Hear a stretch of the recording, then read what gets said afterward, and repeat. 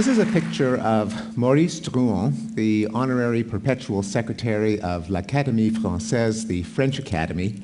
He is splendidly attired in his $68,000 uniform, befitting the role of the French Academy as legislating the correct usage in French and perpetuating the language. The French Academy has two main tasks. It compiles a dictionary of official French. They're now working on their 9th edition, which they began in 1930, and they've reached the letter P. They also legislate on correct usage, such as the proper term for what the French call email, which ought to be courriel. The World Wide Web, the French are told, ought to be referred to as l'étoile d'araignée mondiale, the global spider web, recommendations that the French gaily ignore. Now, this is one model of how language comes to be, namely it's legislated by an academy, but anyone who looks at language realizes that this is a rather silly conceit, that language rather emerges from human minds interacting from one another. And this is visible in the unstoppable change in language, the fact that by the time the Academy finishes their dictionary, it will already be well out of date. We see it in the constant appearance of slang and jargon, of historical change in languages, in divergence of dialects, and in the formation of new languages. So language is not so much a creator or shaper of human nature, so much as a window onto human nature. And in a book that I'm currently working on, I hope to use language to shed light on a number of aspects of human nature, including the cognitive machinery with which humans conceptualize the world and the relationship types that govern human interaction. And I'm going to say a few words about each one this morning. Let me start off with a technical problem in language that I worried about for quite some time, and you'll indulge me in my passion for verbs and how they're used. The problem is which verbs go in which constructions. The verb is the chassis of the sentence. It's the framework onto which the other parts are bolted. To give you a quick reminder of something that you've long forgotten, an intransitive verb such as dine, for example, can't take a direct object. You have to say Sam dined, not Sam dined the pizza. A transitive verb mandates that there has to be an object there. Sam devoured the pizza. You can't just say Sam devoured. And there are dozens or scores of verbs of this type, each of which shapes its sentence. So a problem in explaining how children learn language, a problem in teaching language to adults so that they don't make grammatical errors, a problem in programming computers to use language is which verbs go in which constructions. For example, in the dative construction in English, you can say give a muffin to a mouse, the prepositional dative, or give a mouse a muffin, the double object dative. Promise anything to her, promise her anything, and so on. Hundreds of verbs can go both ways. So a tempting generalization for a child, for an adult, for a computer is that any verb that can appear in the construction subject, verb, thing to a recipient can also be expressed as subject, verb, recipient, thing. A handy thing to have because language is infinite. You can't just parrot back the sentences that you've heard. You've got to extract generalizations so you can produce and understand new sentences. This would be an example of how to do that. Unfortunately, there appear to be idiosyncratic exceptions. You can say Biff drove the car to Chicago, but not Biff drove Chicago the car. You can say Sal gave Jason a headache, but it's a little bit odd to say Sal gave a headache to Jason. The solution is that these constructions, despite initial appearance, are not synonymous, that when you crank up the microscope on human cognition, you see that there's a subtle difference in meaning between them. So give the x to the y, that construction corresponds to the thought cause x to go to y, whereas give the y the x corresponds to the thought cause y to have x. Now, many events can be subject to either construal, kind of like the classic figure ground reversal illusions in which you can either pay attention to the particular object, in which case the space around it recedes from attention, or you can see the faces in the empty space, in which case the object recedes out of consciousness. How are these construals reflected in language? Well, in both cases, the thing that is construed as being affected is expressed as the direct object, the noun after the verb. So when you think of the event as causing the muffin to go somewhere, where you're doing something to the muffin, you say, give the muffin to the mouse. When you construe it as cause the mouse to have something, you're doing something to the mouse, and therefore you express it as give the mouse the muffin. So which verbs go in which construction, the problem with which I began, depends on whether the verb specifies a kind of motion or a kind of possession change. To give something involves both causing something to go and causing someone to have. To drive the car only causes something to go, because Chicago is not the kind of thing that can possess something. Only humans can possess things. And to give someone a headache causes them to have the headache, but it's not as if you're taking the headache out of your head and causing it to go to the other person and implanting it in them. You might just be, loud or obnoxious or some other way of causing them to have the headache. So that's an example of the kind of thing that I do in my day job. So why should anyone care? Well, there are a number of interesting conclusions, I think, from this and many similar kinds of analyses of hundreds of English verbs. First, there's a level of fine-grained conceptual structure, which we automatically and unconsciously compute every time we produce or utter a sentence that governs our use of language. You can think of this as the language of thought or mentalese.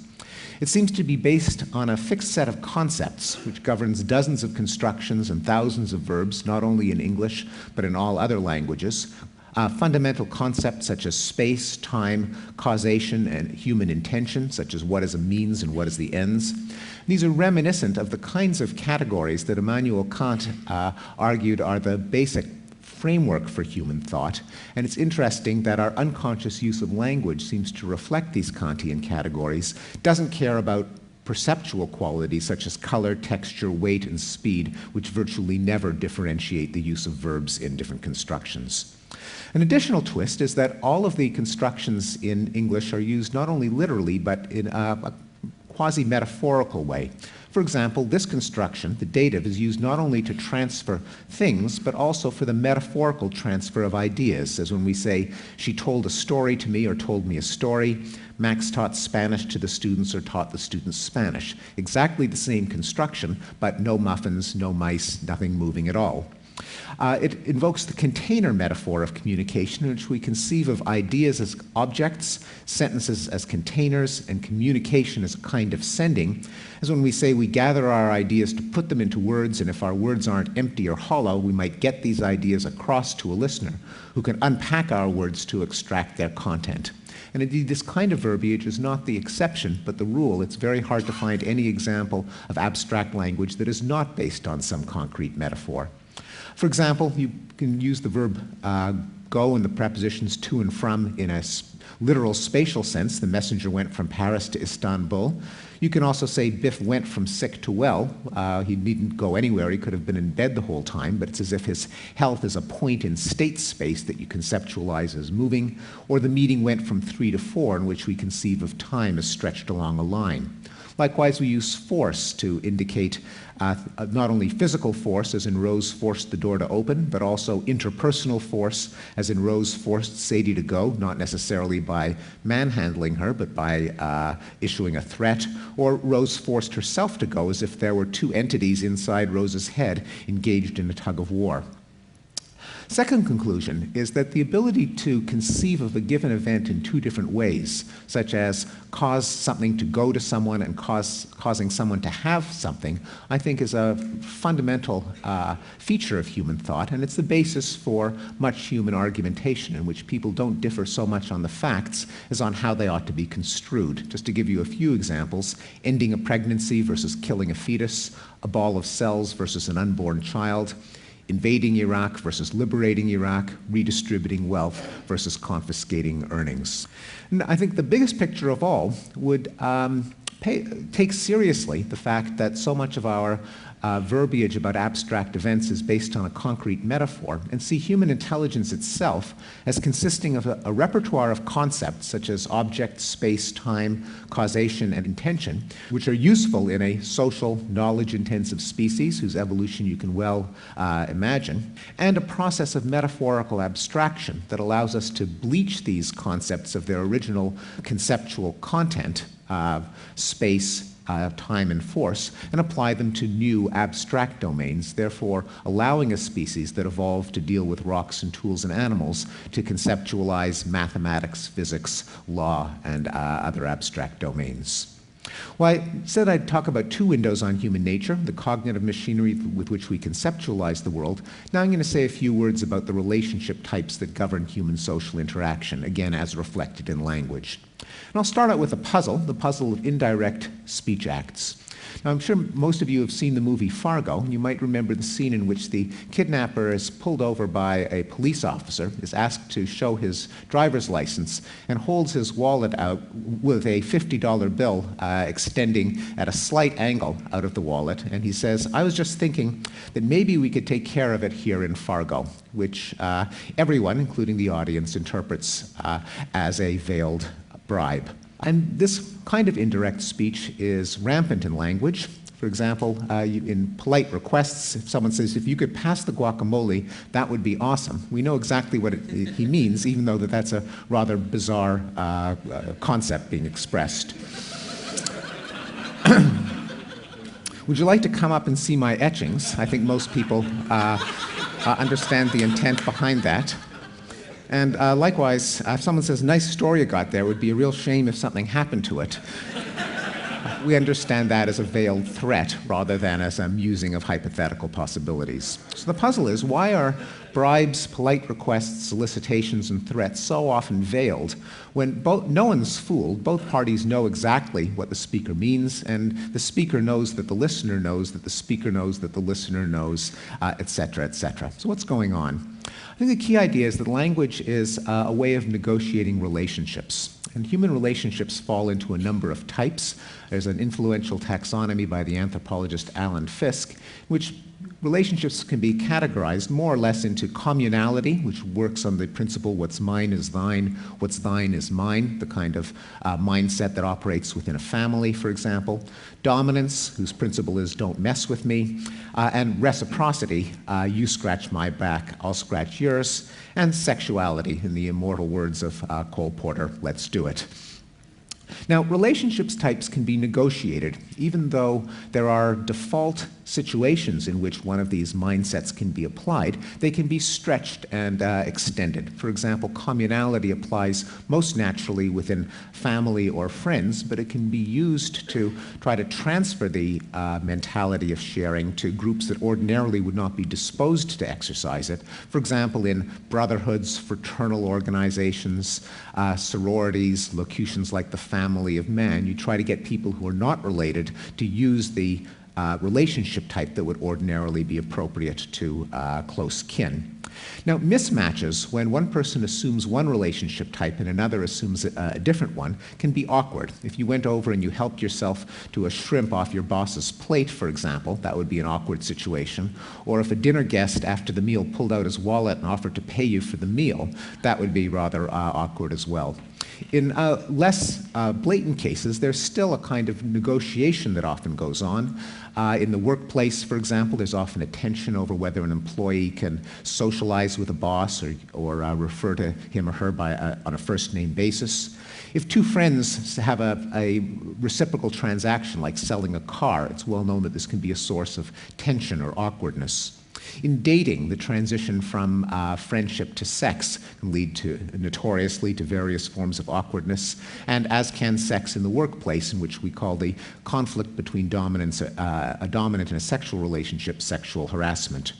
Well, what does this have to do with language? Well, language, as a social interaction, has to satisfy two conditions. You have to convey the actual content. Here we get back to the container metaphor. You want to express the bribe, the command, the promise, the solicitation, and so on. But you also have to negotiate and maintain the kind of relationship you have with the other person. And the solution, I think, is that we use language at two levels. The literal form signals the safest relationship with the listener, whereas the implicated content, the reading between the lines that we count on the listener to perform, allows the listener to derive the interpretation which is most relevant in context, which possibly initiates a changed relationship. The simplest example of this is in the polite request. If you express your request as a conditional, if you could open the window, that would be great. Even though the content is an imperative, the fact that you're not using the imperative voice means that you're not acting as if you're in a relationship of dominance where you could presuppose the compliance of the other person. On the other hand, you want the damn guacamole. By expressing it as an if-then statement, you can get the message across without appearing to boss another person around. And in a more subtle way, I think this works for all of the veiled speech acts involving plausible deniability, the bribes, threats, propositions, solicitations, and so on. One way of thinking about it is to imagine what it would be like if language could only be used literally. And you can think of it in terms of a game theoretic payoff matrix. Put yourself in the position of the kidnapper wanting to bribe the officer. There's a high stakes in the two possibilities of having a dishonest officer or an honest officer.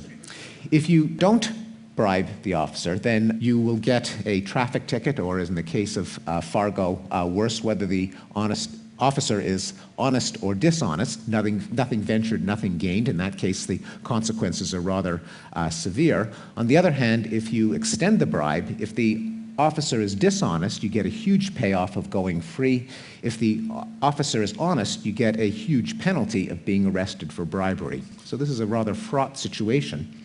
On the other hand, with indirect language, if you issue a veiled bribe, then the dishonest officer could interpret it as a bribe, in which case you get the payoff of going free. The honest officer can't hold you to it as being a bribe, and therefore you get the nuisance of the traffic tickets. You get the best of both worlds. And a similar analysis, I think, can apply to the potential awkwardness of a sexual solicitation and other cases where plausible deniability is an asset. I think this affirms something that's long been known by diplomats, namely that the vagueness of language, far from being a bug or an imperfection, actually might be a feature of language, one that we use to our advantage in social interactions.